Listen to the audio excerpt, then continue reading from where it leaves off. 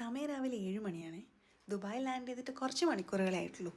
ദുബായിൽ ഇന്നലെ അടിപൊളി തണുത്ത ക്ലൈമറ്റാണ്. എന്നാൽ ഈ തണുപ്പത്തൊരു ചായ കുടിച്ചാലോ? ചായൻ്റെ കൂടെ എന്താ കടിക്കാൻ മേടിക്കാമെന്ന് നോക്കിയപ്പം ഏട്ടൻ പറഞ്ഞു മസ്കാ സ്ലൈസ് വാങ്ങാമെന്ന്. ഈ ബ്രെഡിനകത്ത് ജാം തേച്ച് ടോസ്റ്റ് ചെയ്യുന്ന സംഭവത്തിനാണ് ഈ മസ്കാ സ്ലൈസ് എന്ന് പറയുന്നത്. ജാം ഇല്ലാത്തതുകൊണ്ട് തന്നെ നമ്മൾ ന്യൂട്രൽ വെച്ച ബ്രെഡാണ് കഴിച്ചത്.